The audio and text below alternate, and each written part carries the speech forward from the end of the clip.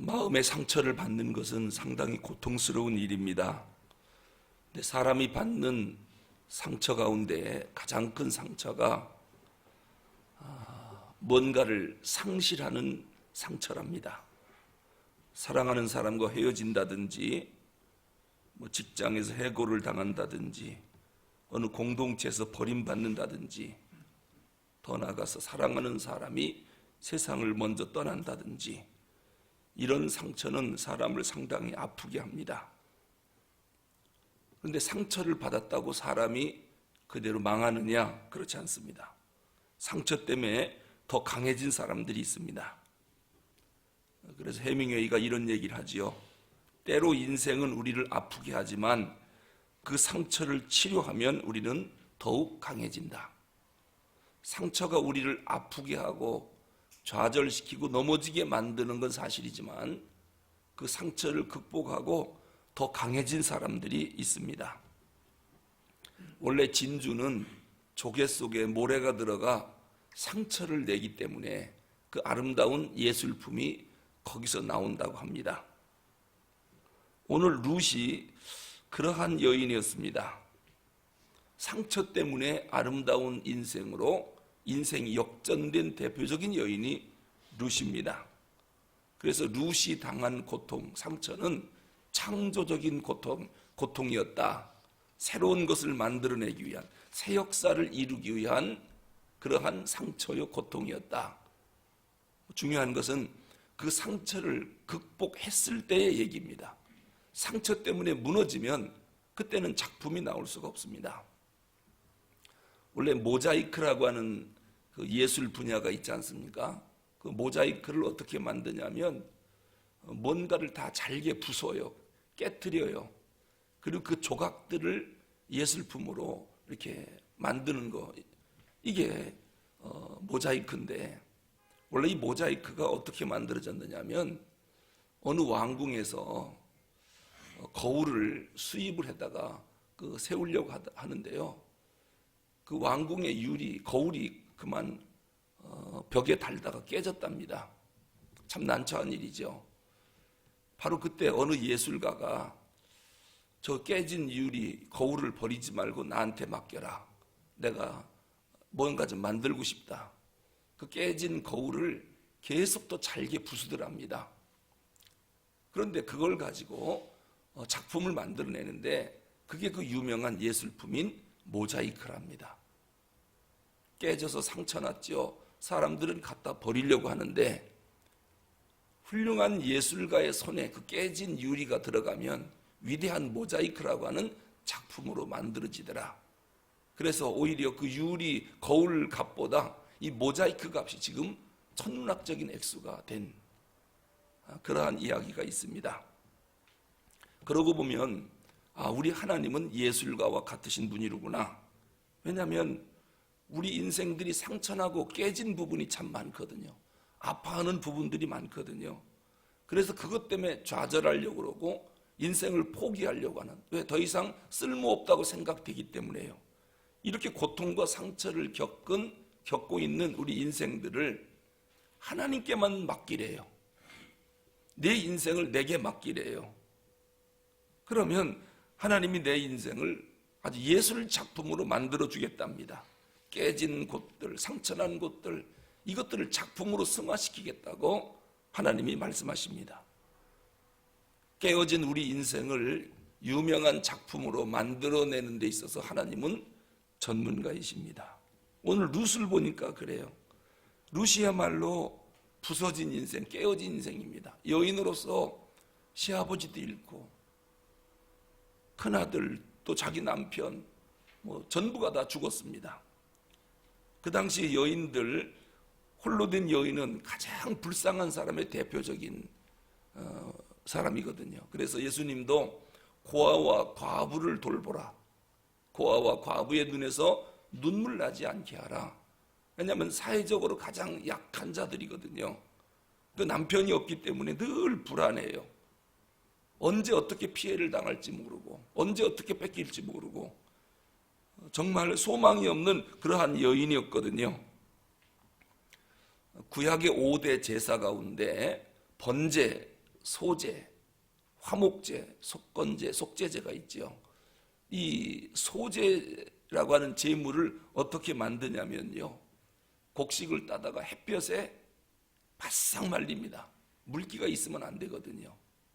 그리고 맷돌에 넣고 가르는데 아주 고운 가루가 되도록, 흔들어도 전혀 소리가 나지 않을 만큼 고운 가루가 되도록 여러 번 맷돌에 갑니다. 왜냐하면 조금이라도 이렇게 소리가 나면, 고운 가루가 안 되면 하나님 앞에 제물이 안 되거든요. 그게 바로 소제 제물입니다. 완전히 깨뜨리고 부순 뒤에 그걸 하나님 앞에 바친 것이 소제 제물이었습니다. 하나님이 우리를 어느 때 받으시느냐? 완전히 깨뜨리고 부순 다음에, 고통과 아픔과 상처로 완전히 깨지게 만든 다음에, 그래서 아무리 흔들어도 소리가 안 나도록 이렇게 고운 가루로 만들어 놔요. 그 다음에 그를 하나님이 제물로 받으시고 그를 통해서 위대한 일을 이루어 나가시는 새 역사를 창조하는 것을 보게 됩니다. 고난과 고통을 많이 당한 사람은 할 말이 없죠. 누가 뭐라 그래도 소리가 안 나요. 왜냐하면 워낙에 고통이 컸기 때문에. 그때 하나님이 그를 들어서 제물로 쓰시는 것입니다. 오늘 룻의 인생이 바로 그렇게 상처난, 깨어진, 그래서 아무 소망이 없는, 그런데 룻이 하나님을 바라보고 예루살렘까지 따라온 거거든요. 그 인생을 나오미와 함께 하나님 앞에 바치는 겁니다. 그때 하나님이 룻에게 은혜를 드디어 베풀기 시작하는데, 모압은 세상을 상징해요. 예루살렘은 교회를 상징해요. 교회에 힘들다고, 왜 가뭄이 들었거든요, 예루살렘에. 교회가 왜 어려운 일이 없습니까? 얼마든지 어려운 일이 있을 수 있죠. 이건 교회가 흠이 있어서가 아니라 교회를 구성하고 있는 성도들이 흠이 있어서, 성도들 때문에 거룩한 교회가 상처 입을 때가 있거든요. 가뭄이 들 때가 있어요. 지금 예루살렘에 가뭄이 들어서 나오미와 그 가족은 모압 땅으로 내려갑니다. 그 모압 땅은 세상을 상징해요. 교회가 힘들게 한다고, 시험 들게 한다고, 에이, 세상으로 가버리자. 세상이 더 살만하다.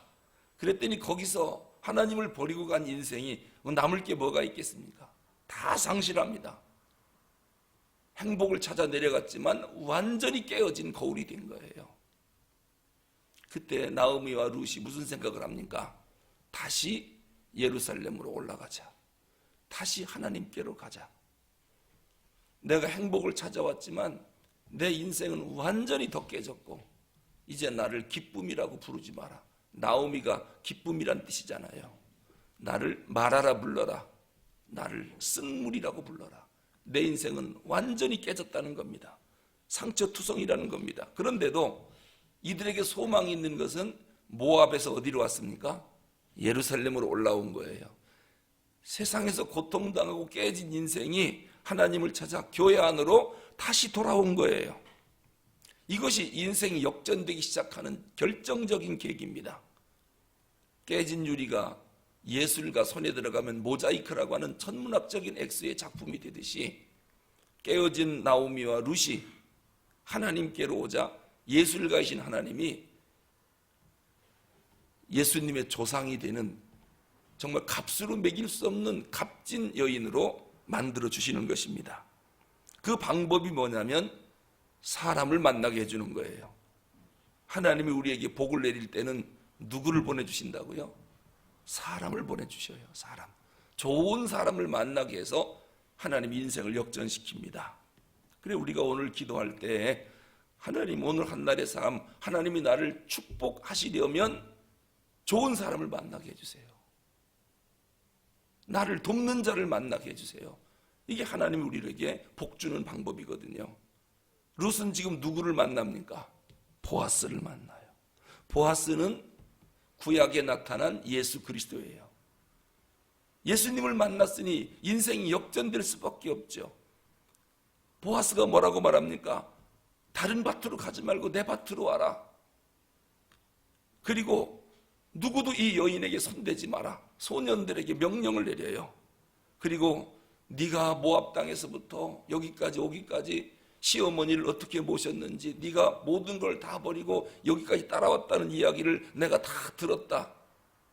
아파하는 여인의 마음을 이렇게 위로해 줄 수가 없어요.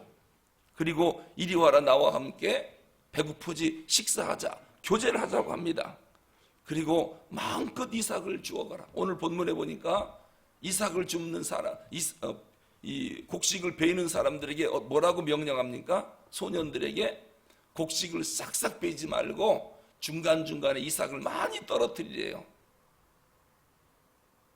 그래야 고아나 과부나 길 지나가는 나그네들이 그 이삭을 주워서 먹고 살거든요. 오늘 룻이 이삭을 주우니까 보아스가 곡식을 깨끗하게 거두지 마라, 계속 떨어뜨리라고 명령을 합니다. 그러니까 룻은요, 하나님의 은혜가 단회적으로 끝난 게 아니라 갈수록 더 큰 은혜와 더 큰 축복이 계속 쏟아지고 있습니다. 우리가 예수님 만나면 바로 이런 은혜를 입는 것입니다. 다 깨진 인생들 걱정할 거 없어요.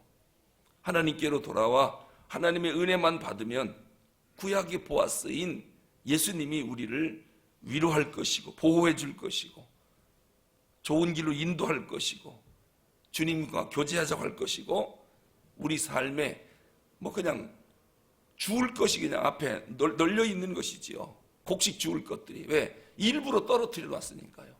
하나님이 우리를 복을 주려고 여기저기에 먹을 것을 계속 떨어뜨려 놓는 것입니다. 저는 지금까지 이런저런 간증하는 사람들의 이야기를 많이 들었는데요, 그 간증자들이 하나같이 뭐라고 얘기하느냐? 깨진 인생이었대요. 정말 고통스럽고 상처나고 죽고 싶을 만큼 어려운 인생이었는데 누군가가 주님께로 인도해 줬대요. 그래서 교회 나오기 시작했고 거기서 하나님을 발견했고 결론은 내가 이러한 은혜와 복을 받았다. 첫째, 예수 믿고 온 가정이 천당 가게 됐다. 두 번째, 수많은 물질의 복을 받았다. 옛날에 비하면 지금 비교할 수 없을 만큼 풍요로운 삶을 살고 있다. 그러니까 간증하러 나왔지요. 그게 다 누구를 만나서 인생 역전된 사람들의 간증이냐? 예수님 만나서 그렇습니다. 보아스를 만난 거예요. 옛날에 국민일보에 역경의 열매라고 하는 지금 서점에 가면 책도 많이 나왔는데 완전히 깨진 인생들이 예수님 만나 큰 기업을 이루고 사회에 큰 영향력을 끼칠 수 있는 저명 인사가 된 사람들, 그분들이 한 생애를 어떻게 살아왔는지, 내 인생이 어떻게 이렇게 역전하는 인생이 됐는지 자기 간증을 국민일보에 연재를 했어요. 제가 그거를 늘 국민일보를 보면서 늘 읽지요. 나중에는 이 기사가 너무 아까운 거예요. 아니나 다를까 책으로 나왔어요. 다 묶어가지고 서점에 가면 역경의 열매라고 하는 책이 있습니다. 이게 바로 인생 역전시킨, 이게 보아스 만나서 역전된 거거든요. 예수님 만나서 그 크신 은혜와 그 은혜의 충만하심이 계속. 그런데 공통적인 특징이 있어요. 역경의 열매에 나와 성공적 인생을 만들어내는 사람들의 공통적인 특징이 뭐냐면요, 오늘 우리가 보아스에서 배워야 할 성품입니다. 이 룻에게서 배워야 할 성품인데, 룻이 이렇게 갈수록 더 큰 은혜를 받은 비결이 하나 있습니다. 그게 뭐냐면 룻은요, 성실한 여인이에요. 성실한 여인. 역경의 열매라고 하는 책에서 하나같이 이렇게 큰 복을 계속 받은 사람들의 공통점은 그들이 전부 성실한 사람들이었다는 거예요. 오늘 룻도 보니까 아주 성실한 여인입니다. 세상적으로 볼 땐 내세울 게 아무것도 없는 여인입니다. 이방 여인입니다. 유대인에게 있어서 이방 여인은 개 취급당했습니다. 사람이 아닙니다. 유대인들은 이방 사람을 보면 저 사람들을 하나님이 왜 만들었을까? 심판날 땔감으로 사용하려고 이방인을 만들었다, 이렇게 생각하고 있어요. 이방인으로 태어난 것 자체가 불행의 시작입니다. 깨진 인생으로 출발한 거죠. 외적 조건, 사랑받을 만한 거 아무것도 없습니다. 축복의 조건이 없는 여인입니다. 그런데 이 룻에게는 보이지 않는 축복받을 만한 그릇이 하나 있었어요. 그게 뭐냐면 성실성입니다. 자, 우리 2장 17절 한번 읽어보겠습니다. 17절, 룻이 얼마나 성실한지. 시작. 룻이 밭에서 저녁까지 줍고 그 주운 것을 떠니 보리가 한 에바쯤 된지라. 한 에바. 한 에바는 리터로 말하면 약 한 22리터입니다. 많이 주었죠? 22리터를 주었으니까 이제 아마 시어머니하고 며칠 동안은 배부르게 먹을 것 같아요. 하루 나와서 22리터의 곡식을 주었으니까요. 자, 그런데 언제부터 주었느냐 보니까 저녁까지 주었대요. 언제 시작했죠? 2장 7절 보겠습니다. 2장 7절 시작. 그의 말이 나로 베는 자를 따라 단 사이에서 이삭을 줍게 하소서 하였고 아침부터 와서는 잠시 집에서 쉰 외에 지금까지 계속하는 중이니이다. 아침부터 일찍 나와서 잠깐 쉰 거 이외에는 지금까지 계속 줍다가 언제까지 주었느냐? 17절 저녁까지 줍고 주운 것을 보니까 보리가 22리터 정도 되었더라. 사람 일 시켜보면 성실성을 알 수 있어요. 옛날에 우리 어렸을 때 우리는 큰 집과 작은 집이 대가족이 한 집에서 살았거든요. 그럼 밭에서 할머니 할아버지가요 콩 딸 거, 여러분 동부라고 하는 그런 콩들 있잖아요. 막 줄기로 막 뻗어나가 이런 것들을 산더미처럼 마당에 쌓아놔요. 그리고 우리 손주들 다 오라고 그래가지고 그 콩 따라고 콩 따라고. 그러면 뺑 둘러 앉아서 이 콩을 막 따는데 대부분 10분 20분 하고 다 도망가 버려요. 근데 제 기억으로는 저는 성품상 이게 마지막 끝나기 전까지는 자리에서 안 일어나거든요. 검은 콩 같은 것도 옛날에는 방에요 등장불 하나 켜놓고 할머니가 야 너희들 다 와서 콩 고르라. 콩 고르는 게 뭔지 아십니까? 상에다가 펴놓고 검은 콩을 쏟아 부어요. 그리고 벌레 먹은 걸 골라내는 겁니다. 왜? 시장에 갖다 팔아야 되니까. 그러면 고른 거를 또 쳐놓고 벌레 먹은 건 따로 놓고 또 쏟아 놓고 이걸 콩 한 가마니 갖다 놓으면 밤새 해야 됩니다. 그러니까 달려들으면 금방 끝나는데 다른 애들은 조금 고르다가 다 도망가 버려요. 저는 마지막 콩 다 고르기 끝날 때까지 제가 자리에서 안 일어나거든요. 제가 그랬던 기억이 나요. 우리 할머니가 아이고 저놈들 영근이만 본받으면 좋겠는데 글쎄요. 한번 뭔가를 시작하면 할머니를 생각해서 그렇지 않으면 우리가 안 하면 할머니 혼자 해야 되거든요. 그러니까 우리가 도와주면 빨리 끝날 수 있잖아요. 그런데 하다 말고 다 도망가 버려요. 오늘 룻이 아침부터 일찍 나와 줍기 시작하더니 잠깐 쉰 이외에는 저녁까지 주어서 그날 하루 한 해봐 22리터를 주었다. 룻이라고 하는 이 어린 소녀, 여러분 15, 14살에 결혼한 애입니다. 결혼하자마자 남편이 죽었어요. 그러니 지금 나이 먹어봤어야 16, 17살밖에 안 돼요. 중학교 2, 3학년, 1, 2학년밖에 안 되는 중학교 3학년 정도. 그런 어린 아이가 시어머니 섬기겠다고 자기 고향, 자기 나라를 버리고 예루살렘으로 올라와서 또 시어머니 저녁 해드린다고 밖에 나가서 아침부터 그 어린 것이 그걸 줍는 겁니다. 날이 얼마나 뜨겁겠습니까? 하기 싫겠지 어린 것이. 그래도 저녁까지 22리터면 혼자 들기도 어려운 곡식량이에요. 룻의 성실함을 우리가 한 번에 볼 수 있습니다. 자, 그러면 보통 사람들이 자기를 도와줄 사람이 없을 때는 자기가 일 안 하면 배를 굶으니까 할 수밖에 없지, 억지로라도. 그런데 자기를 돕는 사람이 딱 나타나면 이제는 됐다 하고 이 일을 손에 놓을 수도 있습니다. 룻은 보아스를 만났어요. 그리고 걱정하지 마라. 그리고 여기 와서 배불리 먹어라. 자기에게 특혜를 베풀고 은혜를 베푸는 사람을 만났어요. 그럼 어린 것이 일하기 얼마나 싫겠습니까? 그럼 보아스를 의지하고, 여기 우리가 기업 물을 자라고 그랬죠. 기업 물을 자라고 하는 것은 근족, 친족이란 뜻입니다. 친족, 집안 사람이라는 겁니다. 이 보아스라고 하는 이 젊은 사람이요. 그 보아스가 자기를 얼마나 아끼고 사랑하는지 알게 된 거예요. 아, 이 집안 사람 만났으니 이제 나는 이삭 줍는 일을 좀 안 해도 되겠다. 충분히 그렇거든요.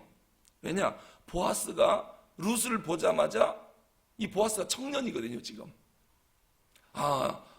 자기를 사랑한다는 걸 느꼈거든요. 그러면 좀 이 일을 하기 싫어할 수도 있는데 한순간도 방심하지 않습니다. 보아스와 헤어진 후에도 한결같은 마음으로 저녁까지 이삭을 줍는 것을 봐요. 여러분, 이 성실이라고 하는 것은 하나님의 은혜를 내 것으로 만드는, 하나님의 은혜가 수도 없이 쏟아지고 있어요. 근데 이 은혜를 자기 것으로 못 만들어요, 사람들이. 왜냐? 성실하지 못해서. 소년들에게 보아스가 뭐라 그랬습니까? 곡식을 여기저기 뿌려 놓으래요. 다 거두지 말래요. 이삭 줍는 사람이 줍도록. 그럼 은혜가 없는 것입니까? 아니면 성실하지 못해 곡식을 못 줍는 겁니까? 곡식은 많아요. 하나님이 다 뿌려놨어요. 이제 이것을 마음껏 줍는 사람은 누구냐? 성실한 사람이 끝까지 줍는 거예요. 성실하지 못하고 중간에 포기하는 사람들은 많이 가져갈 수가 없는 것이지요. 이 성실성 위에 하나님이 복을 주시는구나. 시편에 보면 하나님의 성품을 이야기하는데요, 성실이래요. 성실이 sincer이라고 하는 단어인데, 이게 무슨 뜻이냐면 처음과 끝이 변함이 없음. 콩을 따면 처음 딸 때랑 마지막 달 딸 때까지 끝까지 변하지 않는 거. 한 번 시작하면 끝날 때까지 변함이 없는 거. 이게 성실한 거예요. 그런데 성실하지 못한 사람은 시작은 기가 막히게 합니다. 막 혼자 다 할 것처럼. 어느새 다 도망갔고 안 나타나요. 이게 성실성이 떨어지는 거예요. 여러분, 교회도 그렇습니다. 우리가 직분 받을 때, 목사 안수 받을 때 진짜 성실하게 목회하겠다고 금식하며 기도하면서 한 주간 동안 울면서 다짐했거든요. 근데 왜 중간 애들을 다 성실하지 못합니까? 조금만 하나님이 은혜를 베풀면 그래도 약속한 대로 끝까지 가야 되는데 너무도 변질들이 많이 됩니다. 하나님이 계속적인 은혜를 줄 수 없지요. 우리가 장로로서 안수, 입사, 권사로 임직을 받잖아요. 임직을 받은 분들도 있어요. 우리가 뭐라고 생각하며 받았습니까? 그래, 내가 장로다. 하나님의 교회를 내 등에 짊어지고 갈 거다. 내가 권사로 임직 받았지. 나는 기도의 어머니다. 그런데 그때뿐이에요. 기도의 자리도 안 나오고 헌신의 자리도 안 나오고 그냥 직분만 갖고 있지 아무것도 안 해요. 다 그만둔 거예요. 끝까지 가지를 못해요. 이런 사람들이 교회마다 차고 넘쳐요. 그렇게 성실성이 떨어지는 사람들이요. 한 번 시작했으면 주님 오실 때까지 끝까지 가는 거 아닙니까? 하나님이 아무리 풍성한 은혜를 줬어도 오늘 보니까 그냥 변함없이 저녁 때까지, 해 떨어질 때까지 일하는 룻의 성실성. 이 룻은요, 그것만 봐도 메시아의 조상이 될 만해요. 이 어린 것이 그 성실함 때문에 하나님이 룻을 택해서 다윗 왕의 할머니를 만들어주고, 그 성실성, 그래서 다윗이 성실한 겁니다.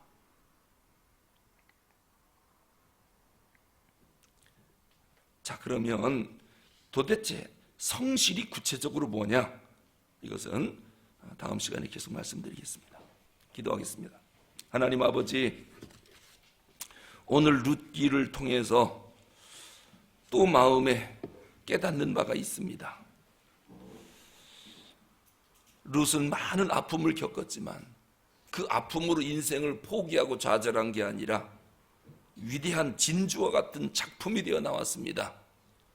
거울처럼 모든 게 다 깨져서 버릴 뻔했지만 하나님이라고 하는 예술가의 손에 들어가니 다윗 왕의 할머니라고 하는, 메시아의 조상이라고 하는 값으로 칠 수 없는 기가 막힌 작품이 나왔습니다.